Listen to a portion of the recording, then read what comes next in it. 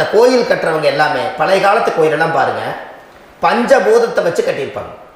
சரிங்க, பஞ்சபூதத்தை எப்படிங்க? பஞ்சபூதத்தை வச்சு தான் கட்டுவாங்க கோயில். அது உங்களுக்கு தெரியணும் இல்லைங்களா? பஞ்சபூதம்னா நீர், நெருப்பு, காற்று, பூமி, ஆகாயம்.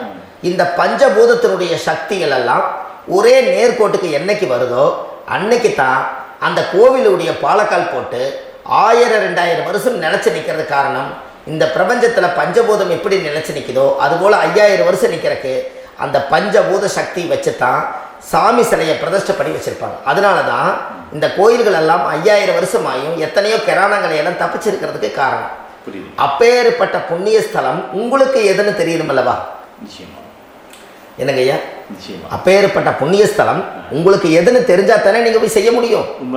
இல்லாட்டி கண்டிப்பா தெரியாது. அப்போ இந்த முடக்கு தோஷத்தை கடவுள் கிட்ட தான் கொண்டு போய் ஒப்படைக்கணும். நாம் பிறக்கும் போது கொண்டு வந்த கர்மாவை நாம் இருக்கும் காலத்தில் கொண்டு போய் இந்த கர்மாவை சுத்தப்படுத்தி நீங்கள் பாவ ஆத்மாவை இந்த பூமியில் பிறந்து பூலோகத்தில் எல்லா புண்ணியத்தையும் செஞ்சுட்டு இந்த பூலோகத்தை விட்டு நீங்கள் போகும்போது புனித ஆத்மாவாக போகணும்னா உங்கள் கர்மாவை கொண்டுட்டு போகாதீங்க, கர்மாவை நிவர்த்தி செய்யுங்க.